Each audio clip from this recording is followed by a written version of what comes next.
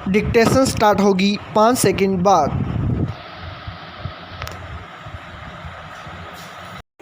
Yes, supreme court को भारतीय संविधान का संरक्षक माना जाता है। स्टॉप।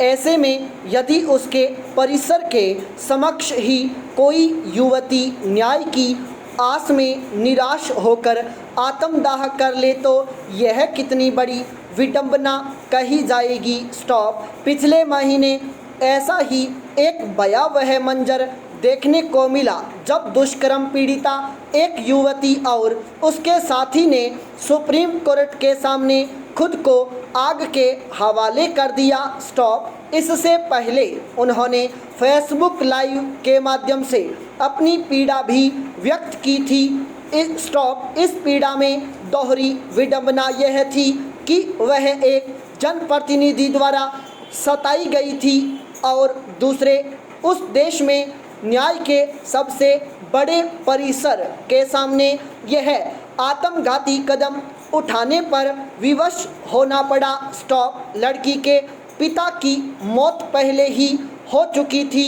स्टॉप। परिवार में मां और एक 15 साल का भाई है। स्टॉप। उनका कोई सहारा नहीं बचा। स्टॉप। दिवंगत युवती छात्र संघ राजनीति में सक्रिय थी। स्टॉप। इसी सिलसिले में वह अतुल राय के संपर्क में आई, जो फिलहाल मऊ से लोकसभा सदस्य हैं। स्टॉप। राय पर ही युवती ने अपने उत्पीड़न का आरोप लगाया था। स्टॉप। यह घटना मई 2019 की है। स्टॉप। 2 माह बाद पुलिस ने आरोप पत्र भी दाखिल कर दिया, परंतु मामला अभी भी लंबित है। स्टॉप। वह भी तब जब निर्भया कांड के बाद ऐसे मामलों में फैसले बहुत तेजी से आने लगे थे। स्टॉप। उनमें कुछ तो एक पखवाड़े या महीने भर में ही निपट गए। स्टॉप। सांसद राय की पृष्ठभूमि पर गौर करें तो वह संदिग्ध रही है। स्टॉप। ऐसे में उन्हें मामलों को उलझाने की कला बखूबी मालूम रही होगी। स्टॉप। दोनों पक्ष ने एक दूसरे के खिलाफ खूब कानूनी दांव पेच आजमाए। स्टॉप। इनमें लड़की के विरुद्ध जालसाजी और हनी ट्रैप का मामला दर्ज किया गया। स्टॉप। अदालत ने इसका संज्ञान लेकर उसके खिलाफ गैर जमानती वारंट भी जारी कर दिया। स्टॉप। ऐसे में 22 साल की एक असहाय युवती के पास आत्मदाह के अलावा कोई और विकल्प नहीं रहा। स्टॉप। आपराधिक प्रवृत्ति के लोगों की एक खास फितरत होती है। स्टॉप। वे संगीन अपराधों से अपनी हनक बनाते हैं। स्टॉप। फिर अवैध धंधों के जरिए बाहुबली से धन पशु बन जाते हैं। स्टॉप। उनका अगला पड़ाव बनती है राजनीति, ताकि उनके आपराधिक साम्राज्य को संरक्षण मिल सके। स्टॉप। यह खराब चलन पिछले कुछ समय में ही आम हुआ है। स्टॉप। उससे पहले अधिकांश अपराधियों को या तो सजा हो जाती थी या वे मुठभेड़ में मार गिराए जाते थे। स्टॉप। अपराधियों की हनक पर पुलिस का इकबाल भारी पड़ा था। स्टॉप। राजनीतिक दल भी अपराधियों से कुछ दूरी बनाकर चलते, लेकिन पिछली सदी के अंतिम दशक से राजनीति की इस गरिमा में गिरावट आरंभ हो गई। स्टॉप। इसका ही परिणाम है कि आज 43% से अधिक जनप्रतिनिधियों पर गंभीर मामले दर्ज हैं। स्टॉप। जब तक ऐसे जघन्य अपराधियों के संसद और विधानसभा पहुंचने पर अंकुश नहीं लगेगा, तब तक ऐसी घटनाओं की पुनरावृत्ति होती रहेगी, जैसी बीते दिनों सुप्रीम कोर्ट के सामने घटी। स्टॉप। पैरा।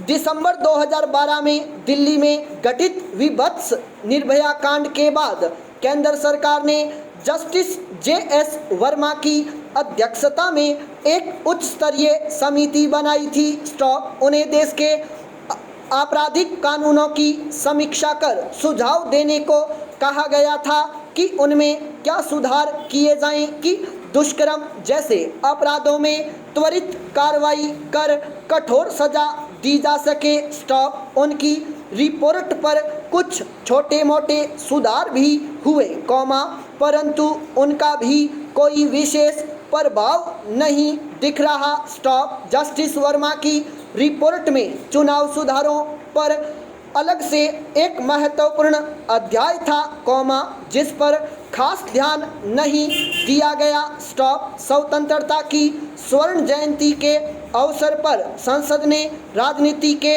अपराधीकरण के खिलाफ एक कानून अवश्य पारित किया था, लेकिन उसके क्या परिणाम निकले यह किसी से छिपा नहीं। स्टॉप। पैरा।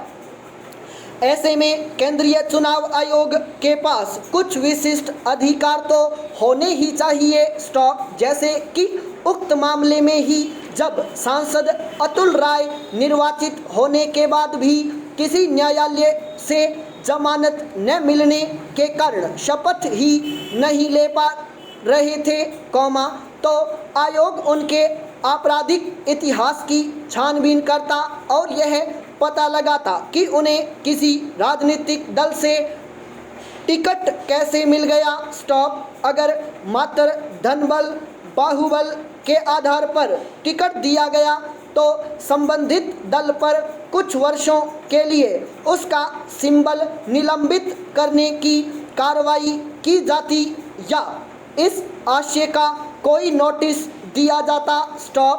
दरअसल धनबल के दम पर बने जनप्रतिनिधि समाज से लेकर सरकारी तंत्र में गंदगी फैलाते हैं। स्टॉप। इस मामले में शुचिता बनाए रखना सरकार और चुनाव आयोग की जिम्मेदारी है। स्टॉप। जबकि ऐसी कोई पहल अदालत को ही करनी पड़ती है। स्टॉप। गत वर्ष हुए बिहार विधानसभा चुनावों में प्रत्याशियों का आपराधिक इतिहास न प्रकाशित करने या आयोग को सूचना न देने पर सुनवाई करते हुए उच्चतम न्यायालय की एक बेंच ने स्पष्ट रूप से कहा था, अपराधीकरण रोकने के लिए सरकार ने न कुछ किया और न कुछ करेगी। स्टॉप।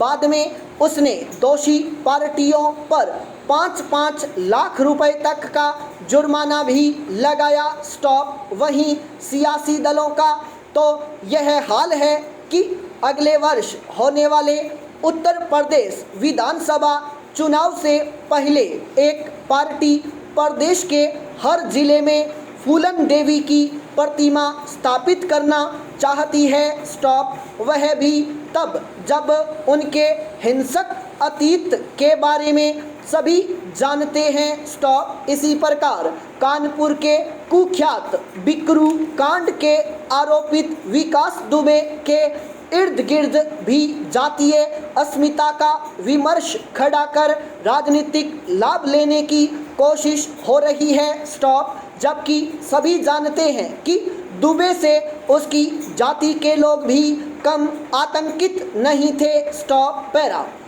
इससे स्पष्ट है कि राजनीतिक परिदृश्य की सफाई का बीड़ा उच्चतम न्यायालय को ही उठाना पड़ेगा। स्टॉप। आखिर देश में कानून का राज स्थापित करना उसी की नैतिक जिम्मेदारी है। स्टॉप। संविधान ने इसीलिए उसे इतना शक्तिशाली बनाया है। स्टॉप। देश के मौजूदा मुख्य न्यायाधीश महोदय के साहसिक बयानों ने आशा की एक किरण भी दिखाई है। स्टॉप।